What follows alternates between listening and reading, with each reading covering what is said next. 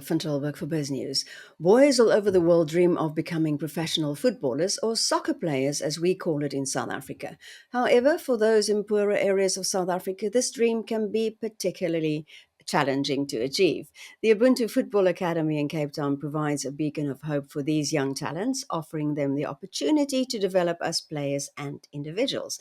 And let's welcome Casey Prince, one of the founders of the Academy, to the Biznews studio. Casey, welcome to Biznews. Thanks, Linda, for having me. I'm excited to share our story. So, what inspired you to start the Ubuntu Football Academy? Yeah, it's a great question. We were here in 2008 for 3 months to sort of have a sort of mission experience, and really, I thought to get it out of our system, but South Africa sort of gets in you and it doesn't let go very easily. And so, yeah, I think as we started working in communities, we just really noticed there was a lot of really talented people across the spectrum of sort of talents, but you realize that those people are going to have a really difficult time at ever sort of seeing their full human potential realized. And so we wanted to see if there was something we could do about it. And in that same period of time of wrestling with what that meant, I had met and gotten to know this guy named Michael Jenkins, and he really proposed this not so ludicrous idea of us, investing in footballers in a way that could be transformative and profound for them and their families, and that like really through that process of our investment, they be prepared for and access opportunities to be the hope that their families and communities so desperately needed. So 15 months later, we arrived back on these beautiful shores for good with a chunky 9-month-old little girl and a mission to holistically develop elite footballers towards them becoming citizens of significance. So yeah, we really set out to unleash their full potential in every possible area. We prepare them for platforms of influence in and out of the football, and then help them discover their purpose. And so by doing that for them, our vision is to see that through them, they will be the positive influence that leads to healthy and thriving families, communities, and society. And so, yeah, it's been an interesting journey since doing that in 2010, 2011 when we launched. So, apart from what you describe, what you offer them to become, better individuals and good football players, what is it? Is it the actual school? Yeah, so it's very much evolved over the years from a group of 11 and 12-year-olds in 2011, where we just did a football program. But you very quickly realize, like, we're not going to accomplish something significant in their lives if we just have this sort of afternoon program. And so from that stage and the evolution of it, we now have roughly 140, 150 players in the program, a staff of 25, our own independent no-fee school for grades 7 through 12. We have a loving, family-feeling boarding residence for those who come from too far away to travel in every day, and then a full formation program. And so formation for us is just defined as character, spiritual, and leadership formation. So it's definitely evolved into a very full-time and full investing sort of program. Well, for people who might not know that area, describe what it looks like and what kind of candidate you get. Yeah, so it's very much evolved over the years of who we're working with. But yeah, in the early days, we really recruited in the very southern part of Cape Town. We live in the southern peninsula, like the deep south. So that in the early days, it was those kids, predominantly coming from Black township and colored communities. And it has since grown as sort of our network grew and as our ambitions grew. So now we actually recruit throughout the whole city and region of Cape Town, but actually beyond that now. So we have a player from Beaufort West. We have 5 from Port Elizabeth. We even have 1 from Botswana. So occasionally a foreign kid might sneak in, but for the most part, it's predominantly Cape Town kids, and almost predominantly from previously disadvantaged communities where they're struggling with huge amounts of gang violence and drug abuse, and unfathered homes, all the sort of social ills, and our kids are representative of those for the most part, and so it's been a real privilege to then invest in those kind of kids where they can really make a difference. And you're seeing that already happen with our first group of graduates, or our first sort of generations of graduates. Well, can you share some of your success stories? Yeah, I think like even some basic statistics is, we've it's really actually, the program has worked and it's been really exciting. So our graduation rate is about 93%, which far exceeds the national average. 70% of our kids will qualify for university compared to 31% nationally. So it's something we really take pride in, is making sure that in this small school environment, we're able to take kids places that they might not have gone otherwise. Our NEET rate, which measures those not in employment, training, or education, is about 4% compared to about 34% nationally, which is a really incredible success. We even had a 100% pass rate of all of our grades in 2023. But we've had a lot of football success as well. And so the last 8 years, we've had about 35 junior national team call-ups. 4 of our graduates have been part of senior national team camps. We've even had an Olympian. And then about 25 players have been part of professional teams in South Africa and abroad, including one of them, Munashe Garananga, has progressed all the way to a club in Belgium called KB Mechelen, who's like a top Belgian club, and we think he'll even move again in this transfer window. The last year, for the first time, our school played schools football, and we won the Nationals Under-14 Schools Championship, which then meant they got to play in Harare in December to basically win the Southern African Schools Championship, which they did win. And then actually 2 weeks ago, we were in Zanzibar playing the CAF Schools Championship. So basically the 6 zonal winners from around the continent.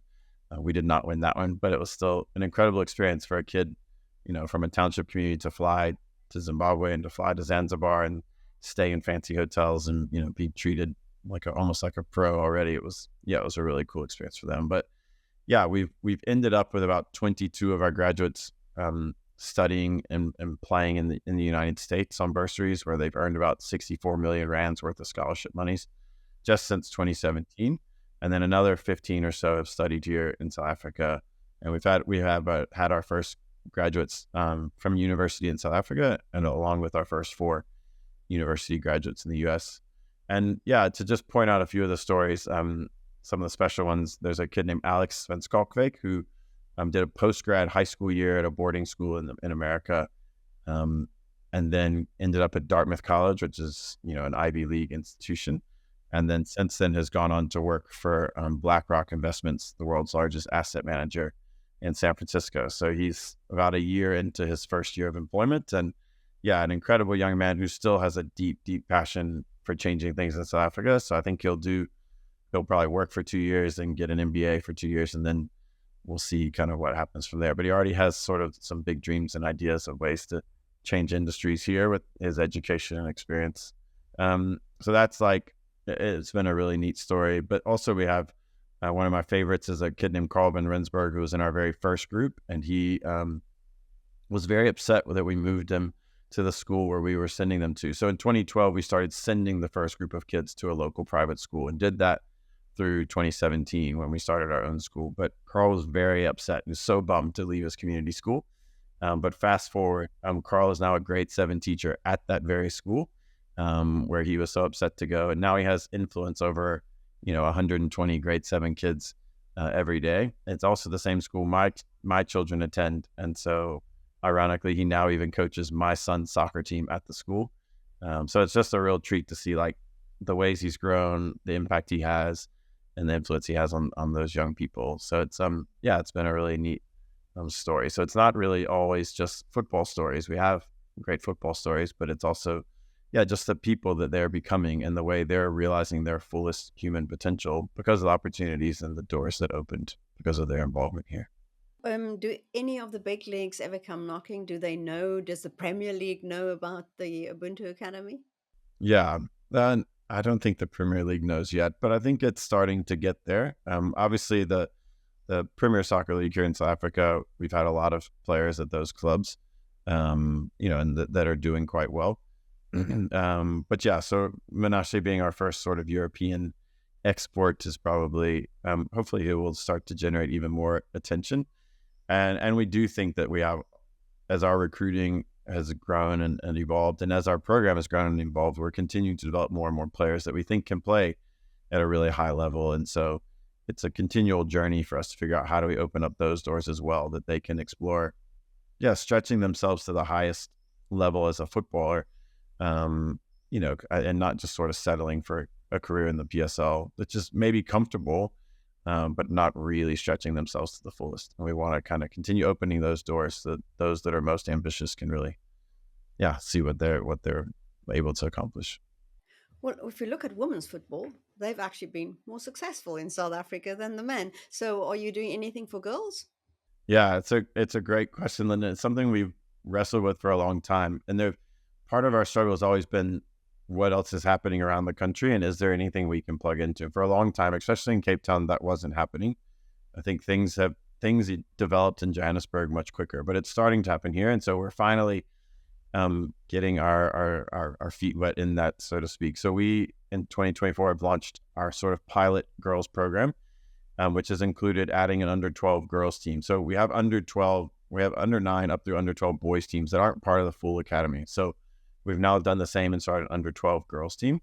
And it's sort of the pathway in. And then we also have admitted our first 5 girls into the actual school environment. So there's 3 in grade 7 and 2 in grade 8.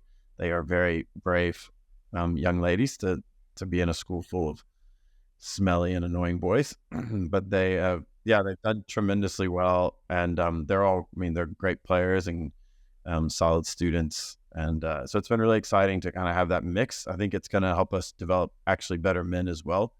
But it's been really neat to just give opportunities to these young ladies who are, very talented and need the opportunity to reach their fullest potential. And I think it's going to be exciting to see what doors we can open for them as well, whether that's using their football talent to get an education or using their football talent to potentially keep playing football for those that want to. I think it'll be cool. But so far, even the first few months, they've made a few finals of tournaments and just done really well. So those 5 in school actually train with the boys in their own age group. So you can imagine they're not just training with any boys, they're training with the very best boys. And so their growth is going to accelerate so fast. So it's exciting. So the hope is next year we may add 4 to 6 in the grade 7 group and start to grow it as well. So Do you find the girls are keen on football? starting to change and develop. I think there seems to be a lot of interest. There's not nearly as many girls playing, and often they're having to play with boys up until around 12, 13. And then there are more and more clubs starting to have girls teams and more leagues. And that was kind of the encouragement for us. Once there was more other girls playing, once there were leagues and stuff that we could participate in, then we sort of felt like, all right, it's time. We can't kind of say we're about, empowering talented individuals and then leave out half the population. So we kind of finally, so it's time. And I think it's proven to be a good decision so far. And hopefully they will continue to agree. Those 5 young ladies, especially. Well, can we talk about funding? So what kind of support do you get? Where does your funding come from?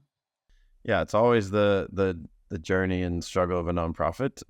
So we're registered as a trust here in South Africa, and then we're also registered as a 501c3 in the United States. Being American, that was kind of how I knew how to raise money at first. And when we got here, we didn't really have anything to raise money for. We were just sort of doing it out of the back of our own vehicles and stuff. But slowly that's had to evolve once we started sending them to school and now, running your own program and having all this staff. So in America, it predominantly comes from individuals. We call them teammates. So anyone who's a monthly donor who gives $10 or more is a teammate. And then in South Africa, it comes mostly through corporate donations and foundations through CSI stuff. So, and it's a range. So companies like Allen Gray have been really generous. We've been part of their program. So theirs is like employee nominated and voted. And so we had a 3-year grant. It ends, and then we actually were recently reselected, we're very thankful to be part of their program. We get funding from the Clicks Helping Hand Trust, from Emergence Investment. So so from a couple, a growing range of corporate sponsors here in South Africa, and it's something we really want to grow. And I think we're learning, we are hopefully giving you really great stories and really clear metrics. Like we do a really good job of tracking things and both the success we have while they're with us, but also graduate success and how their lives are changed and different. So you're getting some great metrics, some really great stories of life change but also, really clean financials and a well-run organization that you can be proud of. So continue to try to grow that. And one of the areas that we've recently in the last year finally learned about, I don't know how it took us 13 years to learn it, but just through the BE mechanisms and scorecard, as an educational institution, all of our kids are basically on a bursary. We don't charge a fee to be at Ubuntu.